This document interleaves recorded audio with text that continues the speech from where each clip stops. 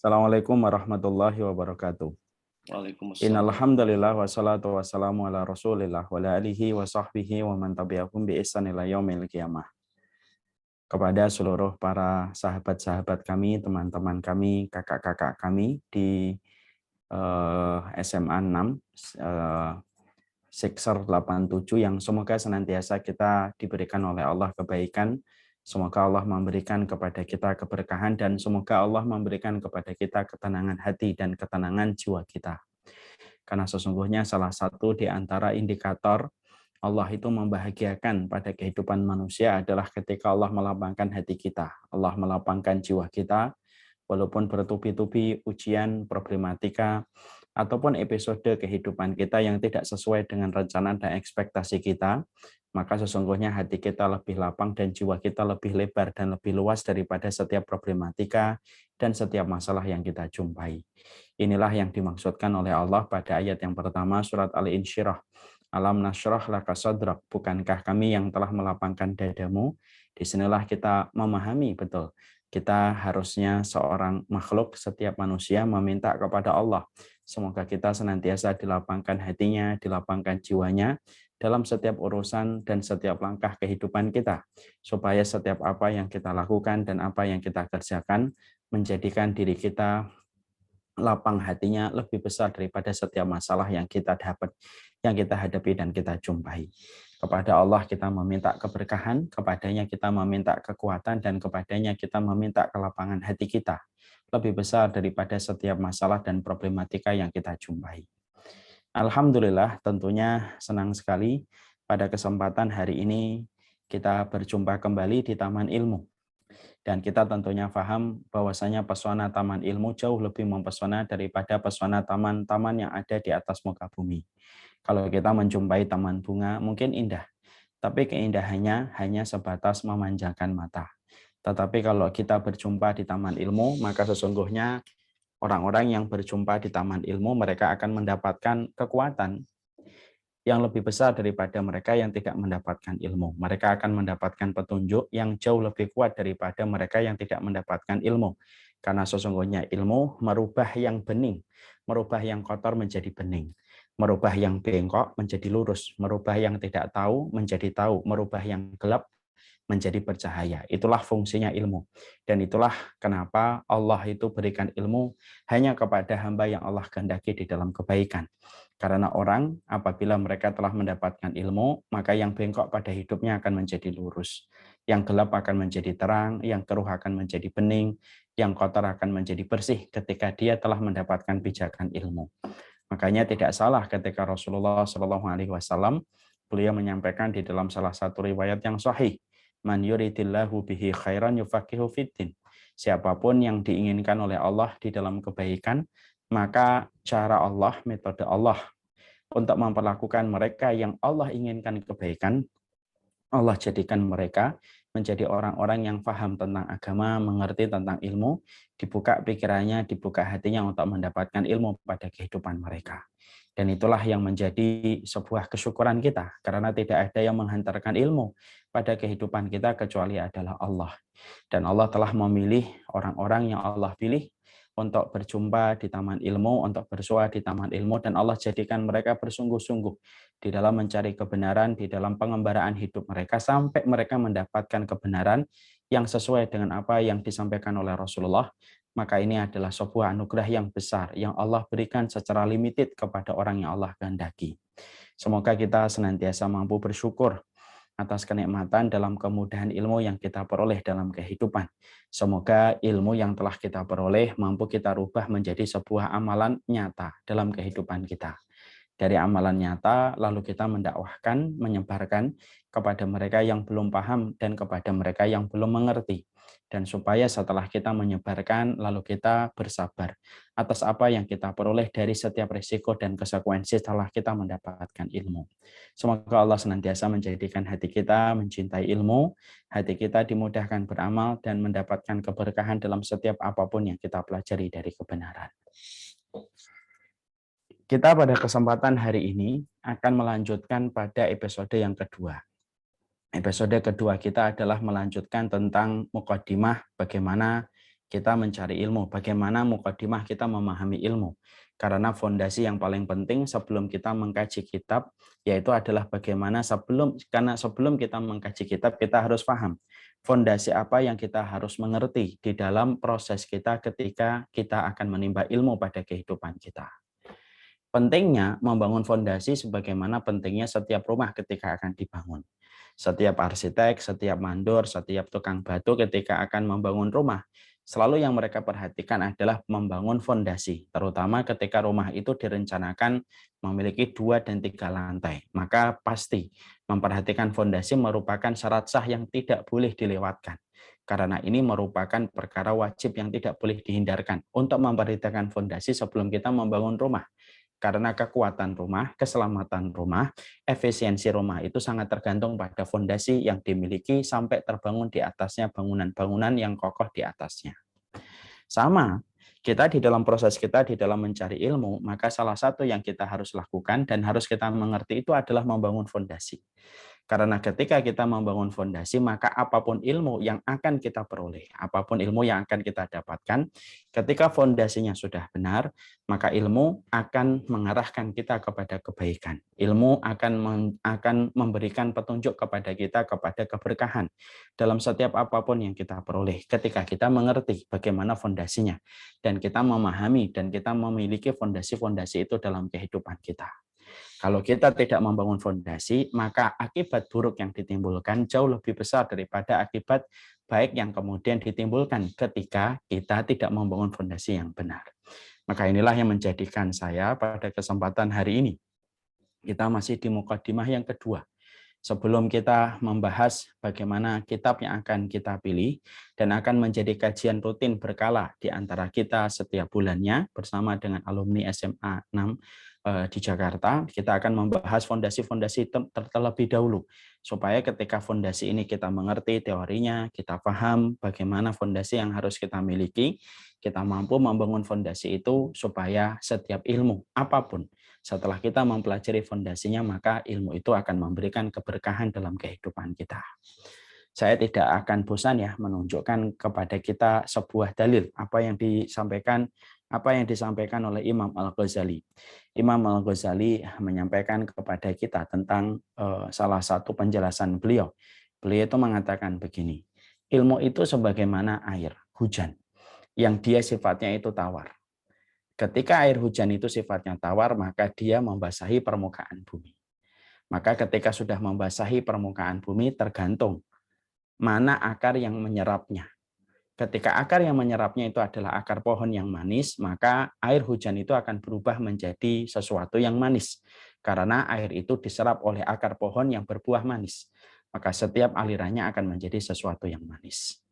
Tapi ketika air hujan itu membasahi permukaan bumi, yang menyerapnya itu adalah akar pohon yang pahit, maka sesungguhnya air hujan itu akan berubah menjadi buah-buah yang pahit. Karena memang dia ditarik sama akar pohon yang pahit. Itulah yang menjadikan akhirnya Imam Al-Ghazali itu mengingatkan kita semuanya. Bahwasanya ilmu yang kita pelajari itu tergantung akar pohonnya. Akar pohon itu hati kita. Kalau hati yang menyerapnya adalah hati yang bersih, maka ilmu akan menjadi sesuatu yang manis. Tapi kalau hati yang menyerapnya itu adalah hati yang kotor, lalu dia menyerap ilmu, maka ilmu itu akan menjadi sesuatu yang pahit, melukai orang dan memasamkan banyak kehidupan orang di sekitar kita. Nah tentunya kita ingin sekali bahwasanya ilmu yang kita peroleh, ilmu yang kita dapatkan akan menjadi sesuatu yang manis, akan menjadi sesuatu yang membahagiakan untuk diri kita, untuk orang di sekitar kita, dan memberikan kebaikan dalam kehidupan orang di sekitar kita. Bukan menjadikan mereka terluka, bukan menjadikan mereka akhirnya terkecewakan dengan apa yang kita lakukan, tetapi justru dengan ilmu yang kita dapatkan, semoga ini akan menjadi sebuah kebaikan dalam kehidupan kita. Nah inilah yang menjadikan kita akhirnya paham betapa pentingnya membangun fondasi. Fondasi ini diperlukan oleh setiap penuntut ilmu. Dan ternyata materi ini menjadi materi yang sering dilewatkan oleh banyak para penuntut ilmu. Sehingga setiap kajian kitab, dia langsung terjun ke kitabnya. Dia tidak mempelajari mukadimah terlebih dahulu, dan akhirnya banyak kekurangan yang didapatkan, banyak ketidakmanfaat yang diperoleh, dan akhirnya keburukan yang dia dapatkan ketika tidak membangun fondasi itu. Dan kita belajar dari pengalaman-pengalaman kita dan pengalaman orang di sekitar kita. Mempelajari kitab itu harus didahului dengan mempelajari mukaddimah yang benar, supaya fondasi ini kuat. Dan setiap apapun ilmu, kalau fondasinya sudah kuat, tidak membahayakan ilmu apapun, selama basic yang kita miliki sebagai penuntut ilmu sudah terselesaikan. Bagaimana kewajibannya, sebagaimana yang diperintahkan oleh Allah dan Rasul-Nya. Maka inilah yang kemudian menjadikan kita akhirnya paham, kita harus membangun fondasi dulu. Makanya saya ini sebenarnya sedang menyelesaikan sebuah buku, yaitu saya berikan judul Ta'aruf dengan Ilmu. Saya berikan judul pada buku Ta'aruf dengan Ilmu karena buku itu nanti saya akan proyeksikan bagaimana setiap majelis taklim dan setiap orang yang baru belajar, mereka tidak boleh belajar macam-macam dulu, sampai mereka menyelesaikan dulu bagaimana mukaddimah yang benar terhadap ilmu. Dan itu akan menjadi sebuah buku pegangan yang semoga saya harapkan dengan buku itu akan memberikan basic-basic yang kuat kepada para penuntut ilmu, supaya tidak terjadi banyak kasus yang hari ini sering kita jumpai dalam kehidupan di sekitar kita. Kita kan sering menjumpai ya hari-hari ini banyak sekali yang kita dapatkan, ada orang berada pada majelis taklim tapi banyak menghujat, ada orang yang berada pada majelis taklim tetapi dia menjadi sombong, ada orang yang mereka lahir dari majelis taklim tapi justru keluarganya tersakiti dalam setiap ucapan yang disampaikan oleh dia, padahal dia sejatinya baru belajar, tapi begitu banyak menyakiti hati orang tuanya, hati bapaknya, hati adiknya, tanpa dia sadari, dan dia selalu merasa benar dengan apa yang dia lakukan walaupun menyakiti orang-orang yang dia cintai. Hal semacam itu tidak akan berlarut-larut terjadi dalam kehidupan selama kemudian kita mempelajari bagaimana basicnya di dalam kita sebagai penuntut ilmu.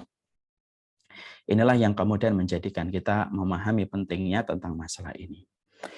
Maka kita kemudian akan membahas. Tentunya kita memahami pada pertemuan yang kedua, setelah kita kemarin pada pertemuan yang perdana kita membahas betapa besarnya keutamaan ilmu, maka pertemuan yang kedua ini kita akan membahas betapa pentingnya ilmu dan kehidupan akhlak itu beriringan dan mereka berjalan bersama tanpa saling meninggalkan dan tanpa saling membelakangi. Ilmu dengan akhlak itu merupakan satu kesatuan yang tidak bisa dipisahkan. Layaknya seorang ibu dengan seorang anak, layaknya malam dengan kehidupan siang, layaknya laki-laki dengan wanita, yang pada sejatinya tidak bisa dipisahkan karena mereka diciptakan dengan kodrat yang saling bersamaan. Laki-laki tidak akan sempurna kehidupannya, bahkan keimanannya sampai dia mendapati seorang wanita yang menjadi istrinya. Seorang perempuan tidak akan mudah dia mendapatkan surga sampai dia bertemu dengan orang yang menjadi imam dalam keluarganya. Keindahan malam tidak akan pernah terasa kalau kita tidak merasakan teriknya matahari di waktu siang. Syahdunya pagi hari ataupun siang hari tidak akan pernah terasa indah kalau kita tidak pernah merasakan waktu malam. Disitulah kita paham ada kehidupan yang diciptakan oleh Allah dengan kodrat yang saling bersamaan. Sama, ilmu dengan akhlak itu merupakan sesuatu yang sifatnya diciptakan dengan kodrat yang selalu bersama. Dan itulah yang sejatinya diajarkan oleh Rasulullah. Nabi tidak pernah memisahkan antara kehidupan ilmu dengan kehidupan akhlak. Ilmu dengan kehidupan adab. Dan itu disampaikan oleh Rasulullah dalam bentuk kehidupan beliau sehari-hari. Makanya orang yang paling luar biasa dan paling mempesona di dalam mempadu-padankan antara ilmu dengan akhlak itu adalah Rasulullah. Rasulullah tidak pernah melempar akhlak, sebagaimana Nabi tidak pernah beliau menafikan ilmu. Apapun yang beliau dapatkan dari Allah yang disampaikan malaikat Jibril diterima. Lalu kemudian menjadi ilmu dan petunjuk serta kebenaran dalam kehidupan Nabi. Tetapi diiringi dengan kehidupan akhlak. Makanya Rasulullah Shallallahu Alaihi Wasallam sampai kita menjumpai di dalam surat Al-Jum'ah, huwaladzi ba'atsa fil ummiyina rasulan minhum yatlu alaihim ayatihi wa yuzakkihim wa yu'allimuhumul kitaba wal hikmah wa in kanu min qablu lafi dhalalin mubin. Allah lah yang mengutus manusia dan membacakan manusia ayat-ayat Allah, lalu kemudian yatlu alaihim ayatihi, membacakan ayat-ayat Allah, wa yuzakkihim, membersihkan hatinya setiap manusia dengan kebaikan akhlak, wa yu'allimuhumul kitaba wal hikmah, dan mengajarkan kepada mereka tentang kitab dan hikmah walaupun mereka sebelumnya dalam kondisi dan keadaan yang tidak mengerti. Nah, disinilah kemudian kita paham betul. Disinilah kita mengerti betul bahwasanya Rasulullah dengan kehidupan akhlak itu merupakan perpaduan yang sangat mempesona. Makanya beliau menyatukan antara ilmu dengan akhlak yang tergambar pada kehidupan beliau sehari-hari. Makanya Rasulullah Shallallahu Alaihi Wasallam mempadu padankan antara ilmu dengan akhlak sebagaimana burung dengan kedua sayapnya. Burung itu tidak akan pernah terbang begitu indah dan cantik di atas langit kalau dia tidak memiliki dua sayap yang sehat. Dua sayap inilah yang bergantian mengepakkan sayapnya, lalu akhirnya menjadikan terbang di antara langit-langit dan cakrawala yang begitu indah. Sayap yang pertama, kalau boleh kita ilustrasikan, adalah ilmu. Apa yang dikatakan Allah, apa yang dikatakan Rasul. Sayap yang kedua itu adalah akhlak. Kedua sayap inilah yang bergantian untuk mengepakkan sayap sampai akhirnya burung mampu terbang dengan begitu indahnya, eloknya di atas langit ketika dua sayap ini saling bergantian ketika mengepakkan sayapnya, menerbangkan tubuh burung itu hingga ke cakrawala langit. Maka sama sebagaimana itu pula yang kemudian kita harus paham. Maka kedudukan ilmu dengan akhlak pun semacam itu, ya, tidak bisa dipisahkan. Makanya saya sering sekali menyampaikan di banyak kesempatan, ilmu tanpa akhlak itu rusak. Akhlak tanpa ilmu, maka itu batil. Ini satu hal yang selalu saya sampaikan dan ini menjadi sebuah visi dalam kehidupan kita mencari ilmu. Ilmu tanpa akhlak itu rusak. Karena apa? Kita rajin ngaji, kita rajin untuk mengkaji, mentadaburi Quran, kita sering menghafalkan Quran. Tapi kalau kita tidak memiliki akhlak, maka ilmu tanpa akhlak itu rusak. Karena apa? Karena akhlak yang buruk menyebabkan setiap ilmu yang dikerjakan tidak akan berfaedah ketika diiringi dengan keburukan akhlak. Orang yang rajin menambah ilmu, tetapi tidak pernah memperhatikan bagaimana kehidupan akhlak, sebagaimana orang yang rajin ketika dia menyimpan batang pohon, tetapi membiarkan setiap batang pohon itu dirusak oleh rayapnya. Karena setiap segala sesuatu itu ada perusaknya. Sebagaimana cuka, sebagaimana gula ada perusaknya yaitu adalah semut, sebagaimana sholat ada pembatalnya, ada perusaknya yaitu adalah tertawa, maka sesungguhnya ilmu pun ada perusaknya, yaitu adalah akhlak yang buruk dalam kehidupan manusia itu. Makanya Masya Allah, Rasulullah Shallallahu Alaihi Wasallam sampai beliau menyampaikan di dalam salah satu riwayatnya, Inna su'al khuluqi yufsidul amal kama anal khala yufsidul asal. Akhlak yang buruk itu merusak amal ibadah, sebagaimana cuka merusak madu. Dan inilah yang menjadi salah satu titik perhatian kita. Pusat konsentrasi kalau kita sudah menjadi penuntut ilmu, ya memperhatikan bagaimana kehidupan adab dan kehidupan akhlak. Makanya sering saya menasihati diri ini, walaupun memang kita masih jatuh bangun ya, bagaimana kita berkomitmen pada akhlak, tapi saya sering menyampaikan sebuah kata-kata yang semacam ini. Kalau kita dibenci karena kebenaran, maka itu anugerah. Tapi kalau kita dibenci karena akhlak, maka itu adalah musibah. Karena tidak ada orang solih terdahulu dari kalangan para nabi, dari kalangan para rasul, yang mereka dibenci karena akhlaknya, tetapi mereka dibenci karena kebenaran yang mereka usung, tetapi mereka tidak pernah dibenci karena akhlaknya. Makanya inilah yang menjadikan kita memahami Rasulullah itu betul-betul memiliki akhlak yang begitu sangat mulia. Karena Rasulullah tahu ilmu yang beliau miliki, beliau sampaikan, beliau dakwahkan, dan menjadi risalah kebenaran untuk setiap umatnya, tidak akan pernah bermanfaat tanpa diiringi dengan komitmen akhlak yang diperlihatkan oleh Rasulullah. Makanya setiap orang musyrik, walaupun mereka memusuhi apa yang disampaikan oleh Rasulullah, tetapi seluruh orang musyrik itu sepakat terhadap akhlak yang dimiliki oleh Rasulullah SAW. Itulah Rasulullah dengan kehidupan akhlaknya. Tetapi kita juga jangan lupa bahwasanya akhlak doang tanpa ilmu maka itu batil. Ada orang yang terkadang memperhatikan akhlak, tetapi dia tidak pernah memperhatikan ilmu. Dia perhatikan akhlaknya, dia perhatikan bagaimana tutur katanya, tetapi dia tidak ada komitmen untuk mencari ilmu. Bagaimana yang benar untuk dipisahkan dari yang salah, bagaimana yang hak untuk dipisahkan dari yang batil. Pokoknya dia selalu bicara akhlak, akhlak, akhlak, tetapi dia menafikan ilmu. Sehingga akhirnya sering kita jumpai perkataan-perkataan orang semacam ini sering mengatakan, kita itu yang penting tidak nyakitin orang. Tidak usahlah kita bahas masalah-masalah sunnah, bahas masalah kebenaran, tidak usah. Yang penting kita tidak nyakitin orang.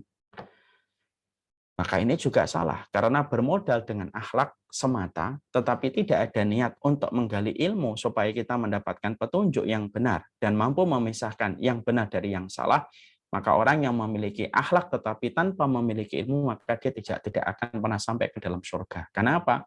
Akhlak tanpa ilmu, maka itu batil. Karena ilmu identik dengan surga sebagaimana ikan identik dengan airnya. Makanya inilah yang menjadikan kita akhirnya memahami dua-duanya harus diperhatikan. Jadi setiap para penuntut ilmu dalam setiap kehidupan mereka, maka mereka harus memperhatikan akhlak kita bagaimana, adab kita bagaimana, sebagaimana kita memperhatikan bagaimana setiap kesungguhan kita untuk menggali setiap poin kebenaran, menggali setiap mutiara-mutiara petunjuk dalam kehidupan yang harus kita mengerti, terutama ketika kita hari ini hidup pada zaman fitnah. Hidup pada zaman fitnah itu hidup pada zaman ketika segala sesuatu begitu samar-samar. Begitu samar-samarnya kehidupan sampai akhirnya kita begitu sulit untuk memisahkan antara yang hak dengan yang batil. Kita begitu sulit untuk memisahkan antara yang benar dengan yang salah. Kebenaran harus didapatkan dengan ilmu yang kita pelajari dengan sungguh-sungguh. Tetapi akhlak merupakan sesuatu yang tidak bisa ditawar, yang sejatinya datang bersamaan dengan ilmu pada kehidupan seorang penuntut ilmu. Ya, maka inilah yang kemudian menjadikan kita mengerti betapa pentingnya kita senantiasa memiliki kehidupan akhlak seiring dengan semangat kita ketika mempelajari ilmu. Makanya kalau ada orang yang sering bertanya, Ustadz, gimana ya tips bagaimana kita mampu senantiasa meningkatkan kualitas kita di dalam masalah akhlak? Banyak orang yang senantiasa mengevaluasi bagaimana hafalannya, tapi sedikit orang yang mampu merasa untuk mengevaluasi bagaimana akhlaknya. Ya. Maka kalau kita sudah merasa bahwasanya kita ingin memiliki akhlak yang baik, maka yang kita lakukan tentunya yang pertama berdoa. Kita meminta kepada Allah supaya kita diberikan akhlak yang baik. Bahkan anak-anak kita pun harus kita perhatikan bagaimana kehidupan akhlak mereka, sebagaimana kita mulai menyadari kehidupan akhlak bagi kita. Ingat ya Bapak dan Ibu, akhlak itu merupakan salah satu perkara yang paling berat ketika akhlak itu ditimbang di dalam mizan seseorang. Timbangan seseorang itu paling berat ketika menimbang amalan yang datang dari kehidupan akhlak manusia. Makanya Rasulullah mengatakan inna athqala fil mizani al-khuluq al-hasan. Perkara yang berat sekali kalau sudah ditimbang di dalam perkara yang paling berat kalau sudah ditimbang di dalam mizan timbangan kebaikan manusia, yang paling berat itu adalah kehidupan akhlak. Makanya yang pertama tentunya kita berdoa. Setiap waktunya semoga kita senantiasa diberikan akhlak yang baik. Allahumma kama hasanta khalqi fahassin khuluqi. Ya Allah, sebagaimana Engkau telah membaguskan fisikku, maka baguskanlah akhlakku. Anak-anak kita pun sama. Anak-anak juga merupakan salah satu di antara objek pendidikan yang paling penting untuk kita perhatikan bagaimana kehidupan akhlaknya. Makanya saya selalu menasihati ya diri saya sendiri ketika memberikan narasi sama diri saya ketika mengarahkan anak. Kehidupan akhlak itu bagi anak sebagaimana angka di depan koma. Kehidupan akhlak itu sebagaimana angka di depan koma. Adapun masalah hafalan, masalah pengetahuan, wawasan yang dia ketahui itu sebagaimana angka di belakang koma.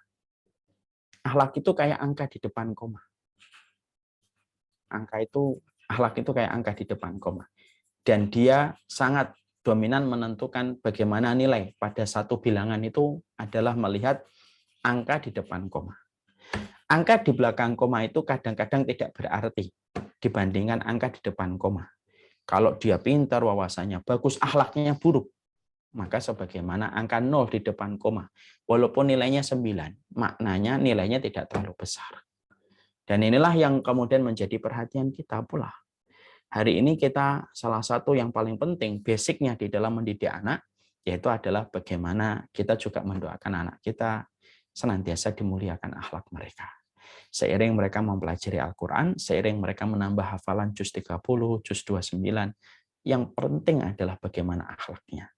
Bagaimana kita menanamkan kepada mereka interaksi yang baik, ramah sama orang. Bagaimana dia lembut sama orang, bagaimana dia bersikap yang baik, luas kepada orang.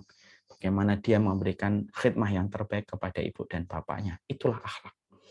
Dan itu salah satunya akan diberikan kepada mereka yang tidak pernah lelah untuk berdoa kepada Allah supaya diberikan kemuliaan akhlak. Yang kedua, kalau kita senantiasa mengasah hati kita dengan akhlak itu ya, yang kedua adalah bagaimana kita berkumpul dengan mereka yang solih, yang tentunya solih itu mampu mempadu padankan antara kehidupan ilmu dengan kehidupan akhlak. Kadang-kadang kita jumpai ada orang yang tampaknya ibadahnya banyak, tetapi belum tentu dia memiliki komitmen di dalam memberikan khidmah akhlak yang terbaik. Bisa jadi ibadahnya bagus, tapi seiring ibadahnya yang bagus, dia gampang membicarakan orang lain. Dia begitu mudah untuk merusak kehormatan orang lain. Kalau semacam ini jauhi. Karena kita tentunya mengingat apa yang disabdakan, apa yang dikatakan oleh kata-kata hikmah. Inna su'al khuluqi yu'ti. Akhlak yang buruk itu nular. Akhlak yang buruk itu nular. Saya itu kalau kenal sama orang, berinteraksi sama orang, lama-lama dengan mereka, salah satu yang selalu saya perhatikan adalah sudah mulai menghujat orang atau tidak. Kalau selama dia tidak menghujat orang, saya akan nyaman berteman, berinteraksi dengan mereka. Tapi ketika sudah mulai menghujat orang, mulai memvonis orang, lalu menikmati kekurangan orang lain, pada saat itulah kriteria kesolihan itu gugur ketika dia tidak memperlihatkan komitmen untuk menjaga kehormatan, karena menjaga kehormatan itu bagian dari value kehidupan akhlak. Ya, makanya itu yang kita harus perhatikan. Kita lihat siapa ini orang yang memiliki ilmu tetapi memiliki akhlak yang baik. Kita ketika mendengarkan seorang ustadz yang gampang menghujat, mencela kaum muslimin, ya kita akan mencela kaum muslimin. Makanya kadang-kadang saya bingung, ada orang kadang-kadang benci sama kelompok yang gampang menghujat, tapi dia tidak sadar bahwasanya dirinya pun sudah gampang menghujat orang. Ini namanya antitesa. Dia menolak satu paham yang ekstrim, tapi dia terjatuh dalam paham yang ekstrim. Ya kalau kita melihat ada orang, ada satu kelompok yang menurut kita kehidupan akhlaknya porak-poranda ketika gampang untuk menghancurkan dan gampang merusak kehidupan akhlak orang lain. Contoh supaya kita tidak mencontoh perbuatan yang semacam itu. Ya, tidak perlu kemudian kita membenci sesuatu lalu kita tidak sadar melakukan apa yang kita benci dari orang yang kita lihat. Makanya inilah yang kemudian menjadikan kita yang kedua, berinteraksilah kepada orang yang mereka memiliki komitmen akhlak seiring dengan semangatnya mencari ilmu. Ya. Dan itu merupakan satu hal yang kita harus pegang. Yang ketiga, yang kita lakukan supaya menumbuhkan kehidupan akhlak seiring dengan kita mempelajari ilmu adalah yang ketiga, bagaimana kita membayangkan akibat buruk apabila kita tidak memiliki akhlak yang mulia pada kehidupan kita. Kalau kita menjadi orang yang mampu menghafalkan juz 30, tapi ternyata perkataan kita ketus, tapi ternyata kita memilih kata-kata yang sering menyakiti orang lain, maka juz 30 yang kita hafalkan tidak memberikan kebaikan dan manfaat bagi orang yang kita sakiti. Bahkan orang yang kita sakiti akan skeptis terhadap hafalan Quran yang kita miliki ketika apa yang kita hafalkan justru menjadikan perkataan kita menjadi tajam.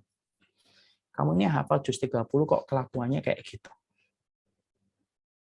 Dan akibatnya adalah bisa jadi ketika kita selalu menikmati bagaimana kehidupan akhlak kita yang buruk, bahkan kita selalu mencari pembenaran. Kalau kita memiliki akhlak yang buruk, maka yang kita harus paham adalah, ingat loh, tidak ada orang yang mereka memiliki akhlak yang buruk kecuali urusan hisabnya nanti pada waktu hari kiamat menjadi urusan hisab yang berat. Hisabnya itu akan menjadi hisab yang berat kalau mereka tidak memperlihatkan komitmen akhlak yang baik pada kehidupan di dunia. Bapak dan Ibu tahu, manusia nanti ketika dihisab oleh Allah Subhanahu wa taala, maka hisabnya manusia itu ada dua.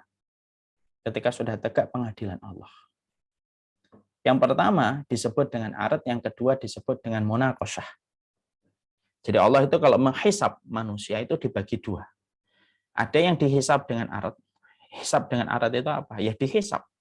Dia dihisab, lalu diringankan, diperlihatkan, ini loh catatan amalmu, lalu dia diringankan dalam proses pemeriksaan, lalu dia melanjutkan estafet kehidupan berikutnya, melanjutkan estafet perjalanan berikutnya di akhirat tanpa berbelit-belit ketika di pengadilan hisab. Karena apa? Dia menjadi orang yang diringankan hisabnya. Sebagaimana analoginya kita periksa paspor kita di satu negara untuk mendapatkan visa. Kalau tidak ada track record yang bermacam-macam, biasanya pemeriksaan kita sebentar, kita langsung jalan. Kita langsung jalan. Itu yang dinamakan dengan art, pemeriksaan yang mudah. Ada yang namanya hisab itu yang kedua, yang namanya hisab itu munaqasyah. Sebuah pemeriksaan yang sifatnya itu munaqasyah. Munaqasyah itu apa? Pemeriksaan yang lama, berbelit-belit. Bahkan tidak menutup kemungkinan untuk didebat oleh Allah pada waktu dia di pengadilan Allah. Itu namanya munaqasyah. Orang yang biasanya hisabnya itu berat, berbelit-belit, maka sesungguhnya kalau dia sampai didebat oleh Allah, orang yang didebat oleh Allah dalam pengadilan Allah, maka berakhir dengan neraka. Dan kalau kita bedah siapa orang-orang yang mereka akan mendapatkan munaqasyah dalam kehidupan hisab nanti, orang-orang yang akhlaknya buruk. Mereka itu nanti akan mendapatkan hisab yang berat. Mereka akan mendapatkan hisab yang berat. Dalam hisab tersebut, maka mereka akan ditanya oleh Allah. Dan salah satu di antara faktor dominan yang menjadikan seseorang itu dihisab dengan hisab yang berat, salah satu alasan terpenting mengapa seseorang itu dihisab dengan hisab yang berat, yaitu adalah ketika mereka sering melakukan kejahatan, keburukan, kedzaliman ketika dalam hidupnya tidak memiliki akhlak. Ya. Makanya orang yang bangkrut adalah orang yang beramal banyak, tetapi ternyata dia banyak menzalimi orang. Memikirkan akibat buruk yang bisa terjadi ketika kita tidak memberikan komitmen di dalam memberikan akhlak, itulah yang menjadikan kita berusaha betul bagaimana kita berupaya mengasah kehidupan akhlak kita sembari kita mempelajari ilmu dalam kehidupan kita ini. Sembari kita terus mengasah kehidupan ilmu kita, kita mengasah kehidupan akhlak kita. Ya, karena apa? Memikirkan akibat buruk yang terjadi. Kalau kemudian kita terus menyakitin orang, kalau kita terus mendolimi orang, kalau kita terus menodai kehormatan orang, lalu kita terus kemudian kita membuat orang terkecewakan dengan seluruh perbuatan dan perkataan yang kita buat, dan kita selalu merasa benar dengan apa yang kita lakukan, walaupun kita hafal Al-Quran, walaupun kita hafal hadis, walaupun kita sholat tahajud, walaupun kita sholat syuruk, hatta sholat duha pun tidak pernah kita tinggalkan, tetapi seiring dengan itu kita sering menyakiti orang tanpa kita mengevaluasi diri kita. Hati-hati. Ibadah yang banyak tidak akan menyelamatkan seseorang ketika dia memiliki keburukan akhlak kepada orang yang beriman. Walaupun ibadahmu setinggi gunung, walaupun ketaatanmu selebar lautan, tapi ketika akhlak kamu banyak menyakiti orang, maka bisa jadi ibadah itu tidak tersisa dalam pengadilan Allah. Ibarat tanah kering yang diterbangkan langit, yang diterbangkan angin, tidak tersisa karena kita sering menyakiti orang lain ketika kita tidak memiliki akhlak.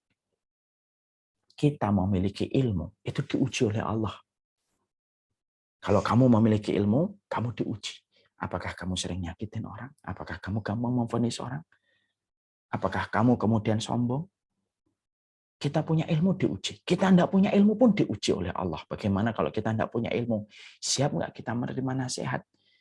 Siap nggak kita kemudian menerima uluran tangan orang ketika mengajak kepada ilmu?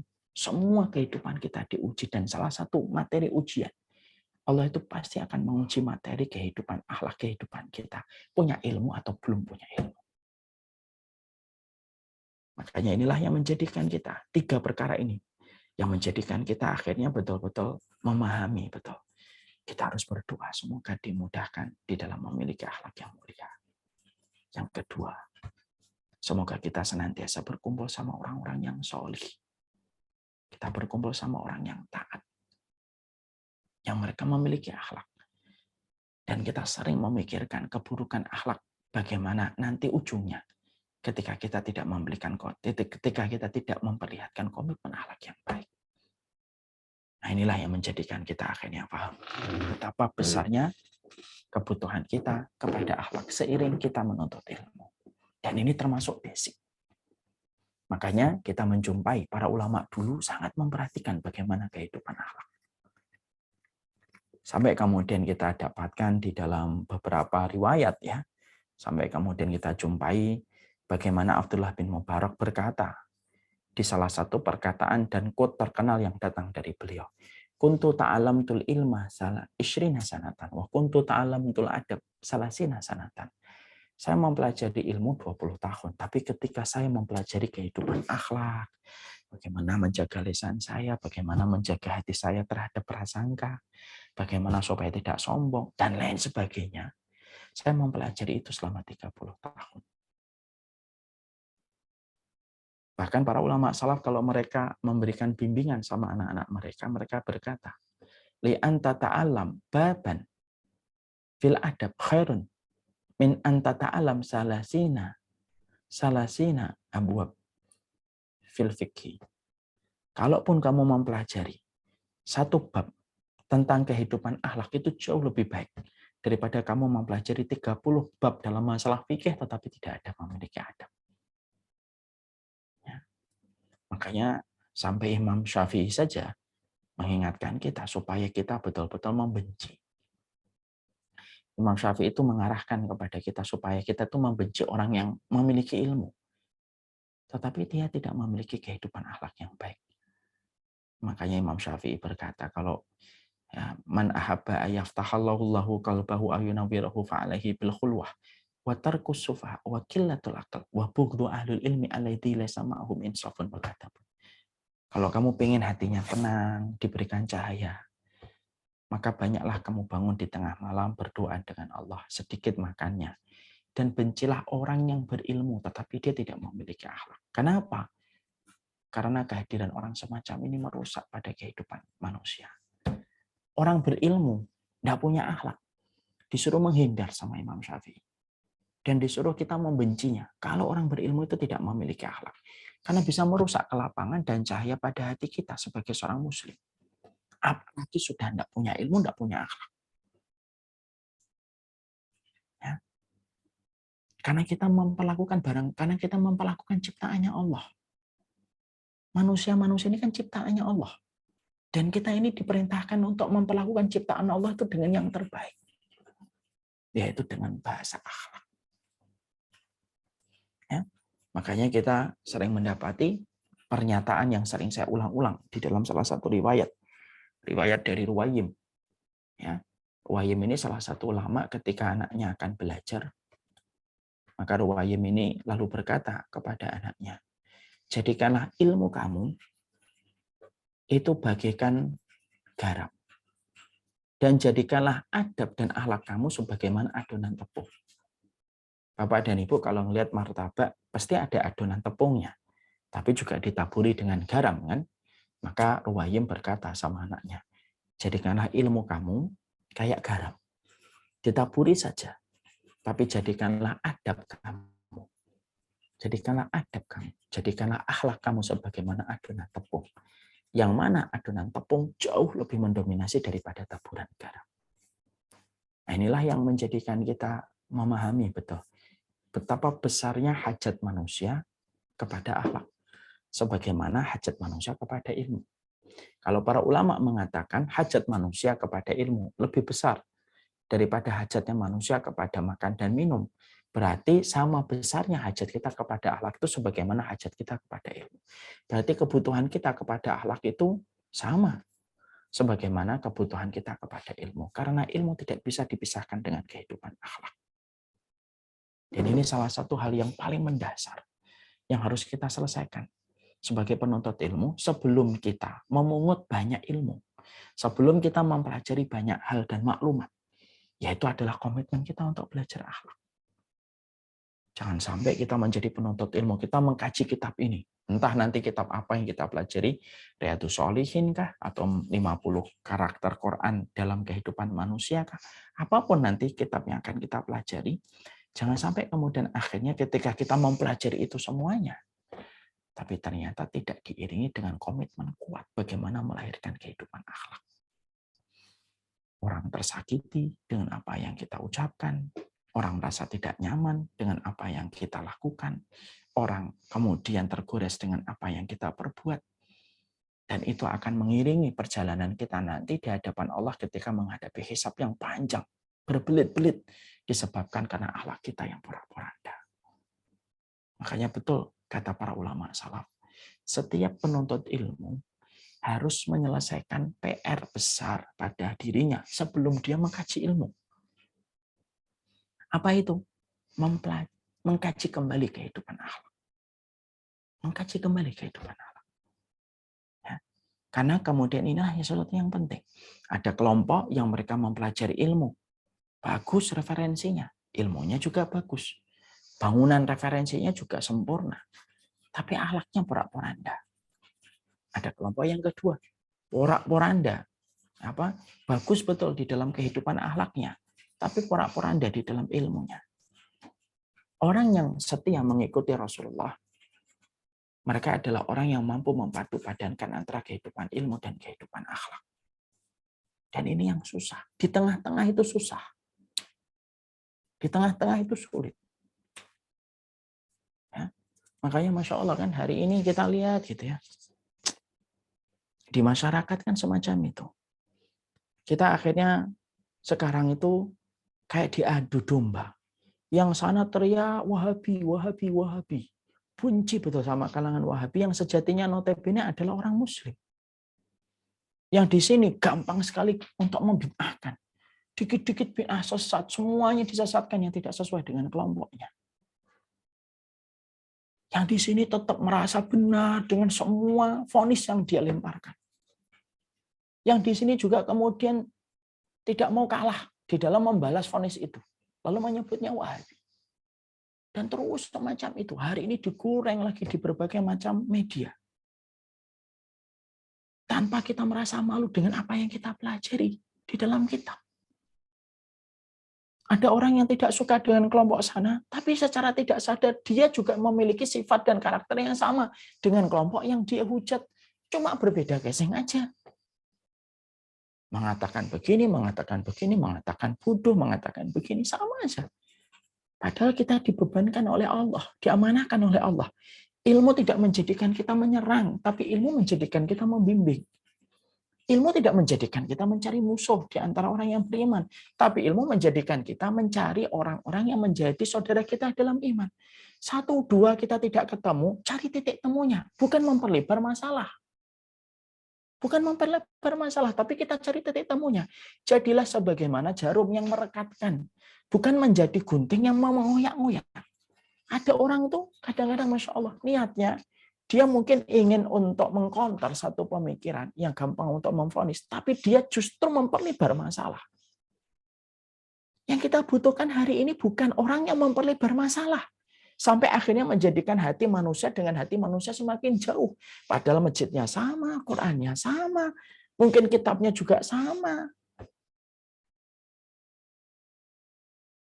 Tapi tidak ada upaya untuk mencari titik temu. Kenapa semua ini bisa terjadi? Salah satunya krisis kita di dalam memahamkan kehidupan akhlak untuk diri kita. Akhlak hanya dipakai untuk kelompok pada dirinya sendiri. Akhlak hanya dipakai untuk golongannya. Tapi tidak pernah dipakai untuk orang lain yang bukan dari golongannya. Yang sana nyebut Wahabi, yang sana menyebut Ahlul Bid'ah, masuk neraka. Terus saja kita diramaikan dengan 2 kalimat itu setiap waktunya. Orang yang mengatakan Wahabi tidak tahu bagaimana sejarahnya Wahabi. Setiap orang yang tidak sesuai dengan disebutnya Wahabi. Yang di sana nggak ngerti setiap orang dibid'ahkan dengan begitu gampang. Sedikit-sedikit dibid'ahkan dengan begitu gampang, walaupun dalam konteks terjadi perselisihan dan perbedaan di antara para ulama. Terus sampai kapan kita akan belajar semacam ini? Sampai kapan YouTube kita di sosial media itu hanya menyajikan kajian-kajian yang semacam ini? Sampai kapan ilmu itu akan membakar hati kita untuk kemudian menjadikan gigi kita runcing kepada orang yang beriman? Sampai kapan ilmu yang kita pelajari dari guru menjadikan mata kita memerah gitu, menjadikan mata kita merah gitu untuk kemudian memandang orang lain itu dengan pandangan kebencian? Sampai kapan? Yang memanggil saudaranya dengan Wahabi, apakah kamu akan mendapatkan pahala dengan panggilan itu? Yang memanggil saudaranya dengan Ahlul Bid'ah dengan kata-kata yang gampang dan begitu gampang memvonis, apakah kamu tidak khawatir bahwasanya setiap tuduhan yang kamu sampaikan kepada saudaramu dengan begitu mudah nanti tidak dihisap oleh Allah dan tidak diperiksa oleh Allah? Setiap tuduhan itu akan diperiksa oleh Allah. Kenapa sih kita harus memperbanyak perkara yang akan memberatkan perkara kita nanti di hadapan Allah? Kenapa dua kubu ini kok sekarang begitu luar biasa kita dapati di sosial media mengkristal. Belum lagi terhadap masalah ijtihad politik yang berbeda. Ini sudah luar biasa. Sekarang sudah terpolarisasi menjadi seakan-akan sudah tidak bisa disatukan kembali. Sampai kapan, kah? Apakah anak-anak kita akan melihat pertengkaran kita terus? Apa yang kita dapatkan dari kualitas anak kita? Kalau anak kita tuh melihat pertengkaran orang tuanya, yang ngaji juga bertengkar, yang nggak pernah ngaji juga bertengkar dalam masalah politik gitu.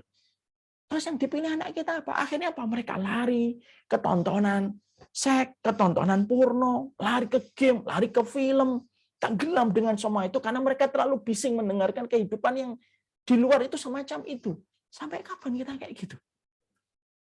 Makanya sedih gitu kalau saya melihat kenapa ya ada orang ngaji ujung-ujungnya itu hanya untuk menyebut orang lain itu Wahabi.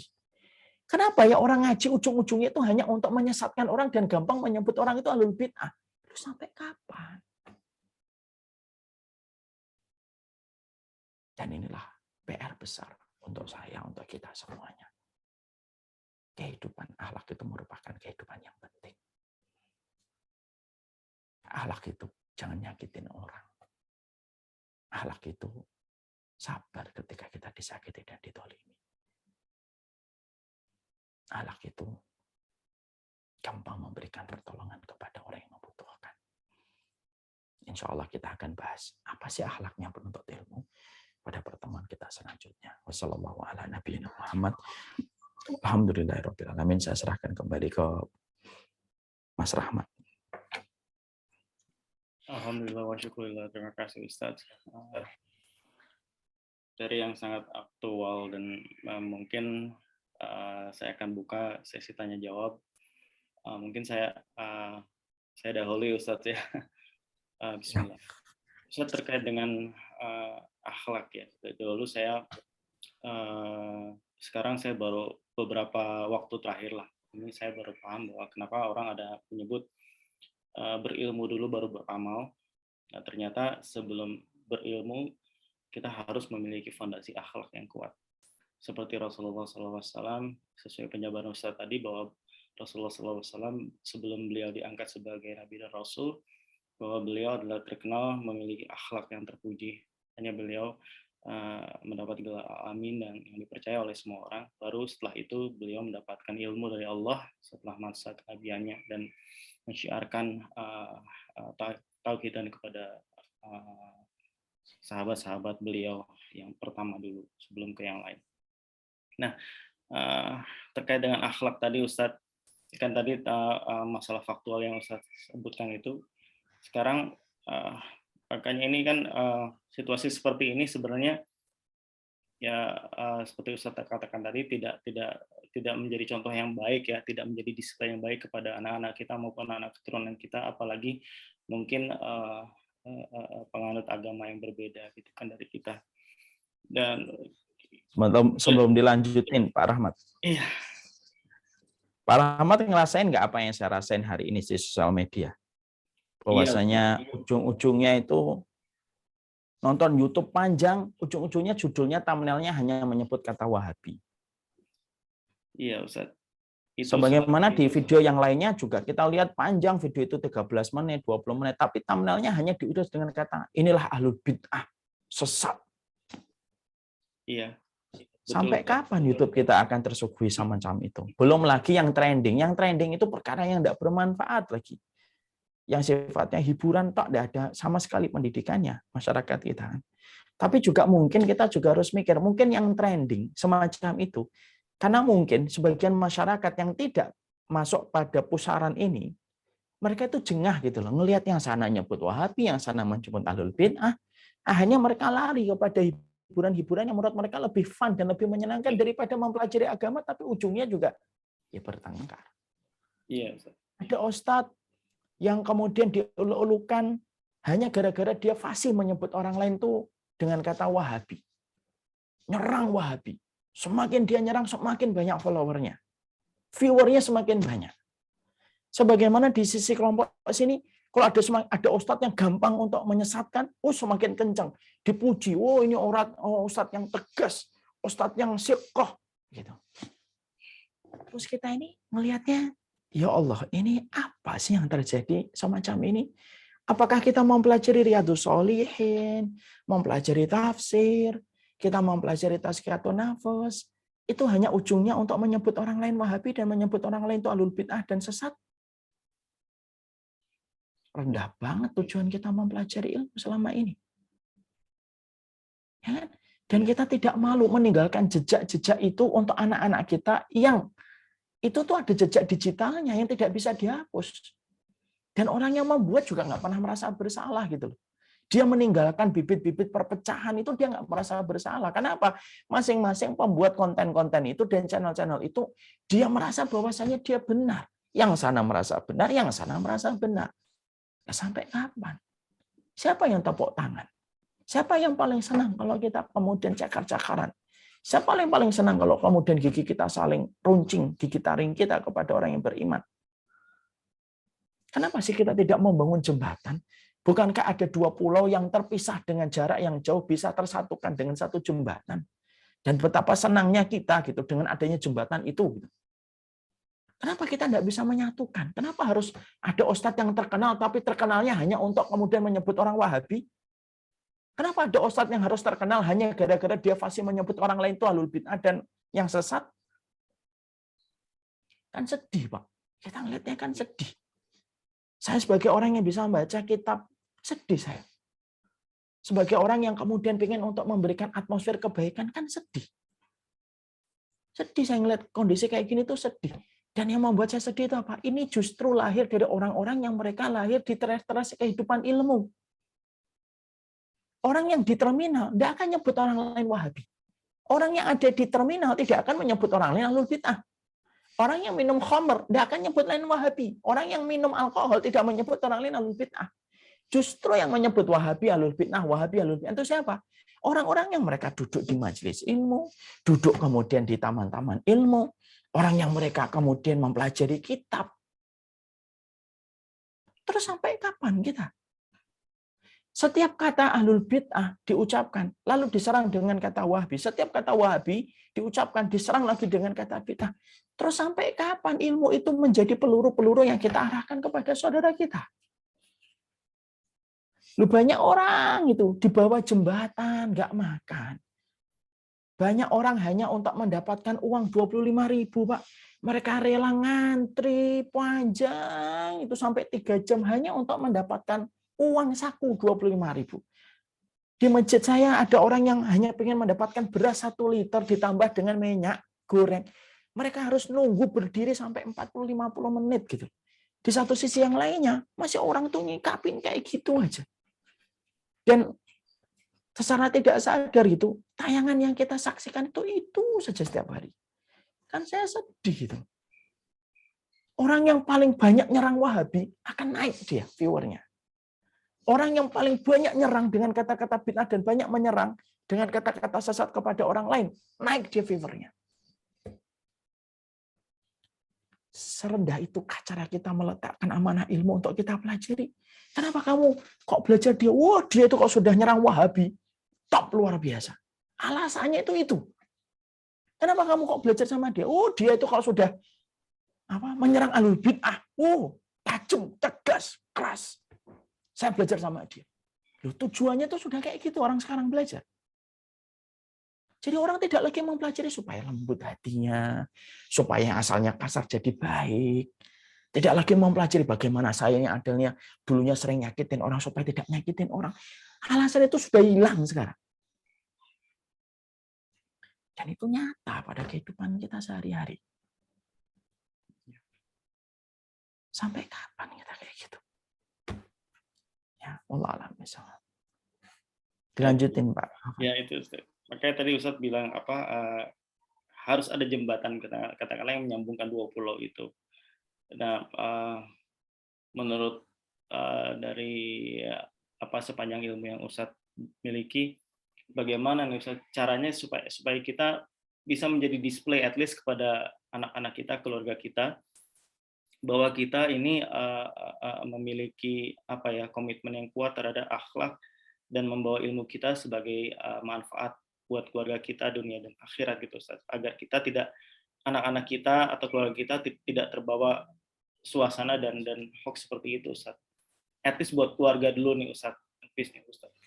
Ya tadi Pak, kenalkan kita pada pusaran-pusaran komunitas yang senantiasa berkomitmen kepada ilmu dan akhlak. Itu yang bisa kita lakukan. Ya. Janganlah setidaknya kita tentunya masih memiliki sebuah kompas untuk mengarahkan hati kita dan keluarga kita kepada orang-orang yang memiliki komitmen akhlak yang baik. Saya itu justru melihat orang yang nggak banyak mindfulness itu orang yang justru paling banyak berbuat kebaikan di dalam kehidupan mereka. Orang-orang yang nggak sering menyebut kata Wahabi, orang-orang yang tidak sering menyebut kata bid'ah dengan begitu gampang. Orang-orang itu tidak terbebani dengan berbagai macam frame semacam itu, tapi mereka justru banyak memberikan khidmah dan berkah pada kehidupan orang-orang di sekitar mereka. Allah alam bisawab. Mungkin itu yang bisa kita lakukan dan kita kerjakan. Terima kasih, Ustaz. Ustaz, masuk ke pertanyaan dari jamaah, Ustaz. Ada pertanyaan dari hamba Allah nih, Ustaz. Assalamualaikum Ustaz. Bagaimana cara menghindarkan diri dari penyakit hati seperti sifat sombong, riya, sum'ah, dan lain-lain bagi penuntut ilmu atas ilmu yang sudah kita peroleh? Jazakallahu khair. Gimana Bapak? Bagaimana cara menghindarkan diri dari penyakit hati seperti sifat sombong, riya, sum'ah, dan lain-lain bagi penuntut ilmu atas ilmu yang sudah diperoleh? Itu, Ustaz. Ya, banyaklah berdoa kepada Allah. Allahumma kama hasanta khalqi fahasin khuluqi. Ya Allah, baguskanlah akhlakku sebagaimana Engkau membaguskan fisikku. Mungkin ini yang bisa kita lakukan dan ini yang bisa kita kerjakan. Baik, Ustaz. Terima kasih, Ustaz. Ada lagi, Ustaz, saya sambung. Terkait materi kali ini, dibahas ilmu dan akhlak yang harus sering sejalan. Pertanyaan minggu lalu nih, Ustaz. Terkait ilmu syar'i, bagaimana syarat-syarat dan ketentuan untuk mendapatkan ilmu syar'i sekaligus berakhlak mulia? Gimana Bapak? Bagaimana caranya?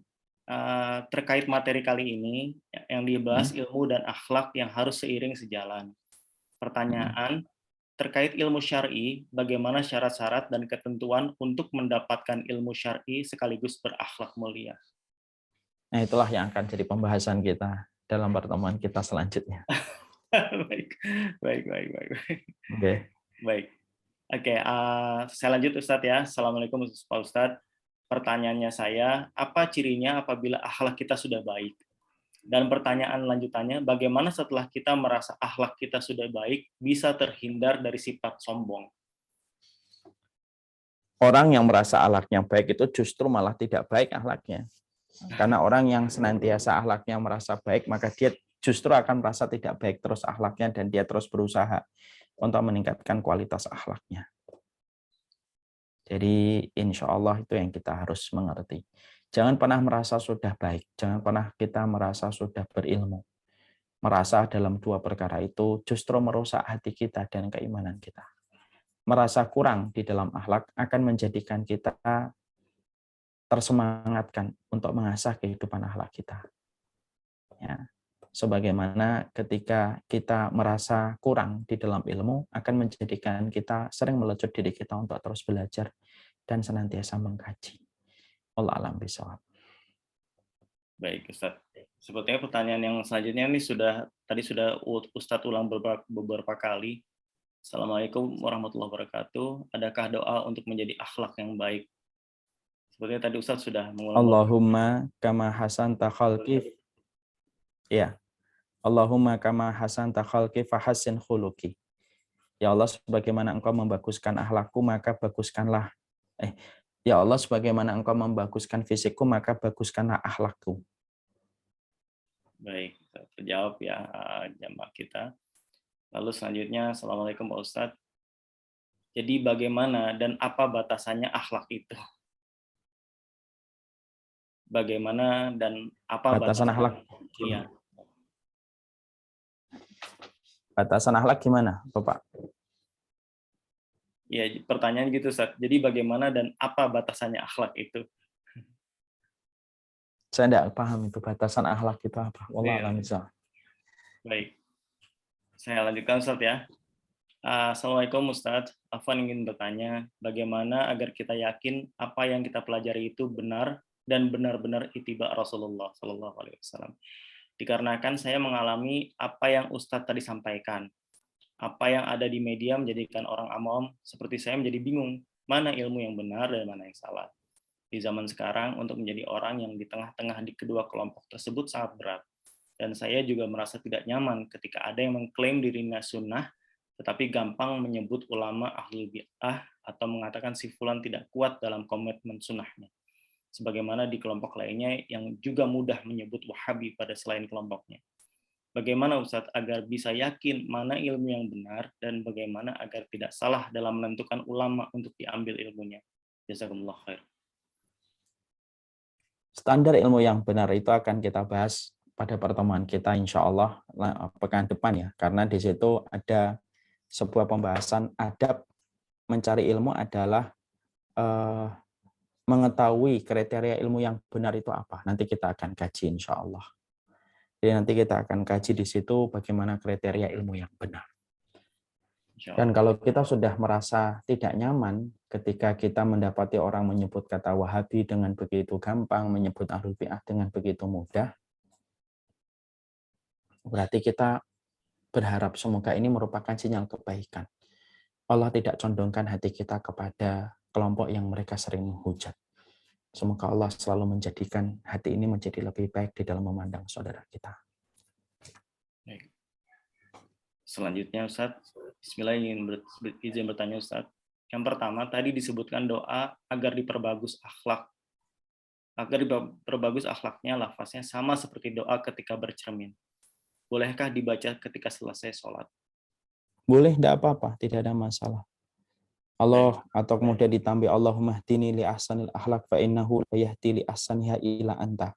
Ya Allah, tunjukilah aku kepada akhlak yang baik, tidak ada yang menunjukkan aku kepada akhlak yang baik kecuali Engkau. Ini juga boleh. Silahkan. Baik. Pertanyaan selanjutnya, bagaimana sikap kita jika di forum rapat sekolah A, dalam forum tersebut membicarakan kekurangan atau aib pada sekolah B? Oh, tujuannya untuk apa? Ya. Tujuannya kan nggak ada maslahatnya kayak semacam itu. Kalau gitu hindari perkataan-perkataan yang tidak ada tujuan kebaikannya. Kecuali ketika kita menyebutkan lalu dengan niatan untuk memperbaiki kondisi dan keadaan. Kalau hanya mencela, hanya membicarakan tanpa ada solusi, buat apa? Orang gila pun bisa melakukan semacam itu. Allah alam bisa. Kalau pembicaraan tentang sekolah lain itu termasuk gibah nggak Ustadz? Apa fitnah jatuhnya? Ya kalau sesuai dengan kenyataan, ya sebenarnya kan gibah itu kan kepada personal ya Bapak ya. Ya. Kepada personal itu yang disebut dengan gibah. Kalau kepada sekolahan sih sebenarnya gimana ya? Ya saya sih menghindari hal-hal yang kiranya tidak memberikan manfaat untuk kita saja. Fokus saja dengan apa yang menjadi program-program di sekolah kita saja, tanpa harus membandingkan dengan yang lainnya. Allah alam bisa. Selanjutnya Ustadz, Assalamualaikum. Maaf Ustadz, bagaimana cara menyikapi suami yang memiliki akhlak yang dirasa kurang baik? Jazakallah. Ini dari seorang istri nih Ustadz. Iya. Gimana kita berhadapan dengan seorang suami yang belum memiliki akhlak yang baik? Yang pertama, kita harus mengevaluasi diri kita sebagai istri. Ini hal yang penting. Terkadang banyak pasangan, bisa jadi suami atau istri, sering menuntut sesuatu kepada pasangannya. Dia menuntut haknya, tapi dia tidak memperhatikan kewajiban. Jangan pernah kita menuntut hak kita kalau kita belum menyelesaikan kewajiban kita. Mungkin kita menjumpai suami kita tidak memiliki akhlak yang baik, karena mungkin ya, ini akan termasuk jawaban untuk meraba. Jawabannya apa? Karena bisa jadi kemungkinan yang terjadi itu adalah ya karena kita memang tidak memperlihatkan komitmen akhlak yang baik kepada suami kita. Mungkin kita kurang mengalah, mungkin kurang berkhidmah, mungkin kurang komitmen di dalam meraih dan menjemput ridhonya. Semua perkara itu mungkin akan menjadi evaluasi kita.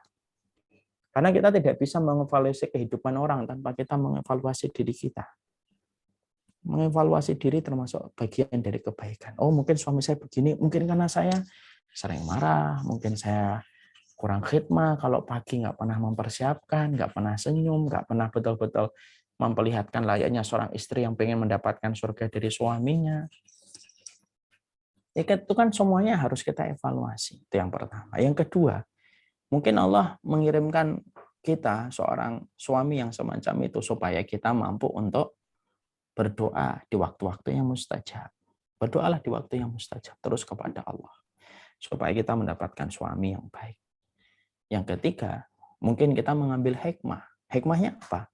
Hikmahnya supaya Allah itu memberikan kepada kita penggugur dosa atas berbagai macam hak yang kita tidak dapatkan walaupun kita sudah melaksanakan kewajiban kita. Wallahu a'lam bishawab. Baik, Ustaz, terima kasih. Ustaz, mungkin ada satu lagi, cuman di luar tema, boleh nih, Ustaz? Enggak. Termasuk salah satu adab di dalam mencari Baik. ilmu adalah menanyakan sesuatu sesuai dengan tema. Materi. Baik, Ustaz. Terima kasih. Oke. Oh, ini untuk admin ini. Baik, teman-teman, jika sudah tidak ada lagi yang ingin ditanyakan, atau saya masih kasih kesempatan satu penanya lagi, mungkin jika Ustadz berkenan. Boleh satu aja, Bapak. Baik, teman-teman, masih ada satu pertanyaan lagi, silakan untuk disampaikan kepada Ustadz langsung. Baik, jika tidak ada, alhamdulillah, insya Allah semuanya sharing ilmu yang disampaikan oleh Ustadz kepada kita semuanya, insya Allah akan kami istiqomahkan untuk kami pelajari dan kami endapkan dan kami sharingkan juga kepada keluarga. At least kami menjadi display kepada keluarga kami, istri, suami, dan anak-anak kami dan lingkungan kami terdekat. Insya Allah semuanya Allah ridhoi niat-niat kami untuk menjadi keluarga di tengah keramaian umat, itu Ustaz. Amin. Dan jika Ustadz sebelum kami tutup, mungkin dari Ustadz atau tim Samila ada yang mau di-share kepada kami mengenai Homeland for Solihin? Video atau apa? 1 menit kalau gitu.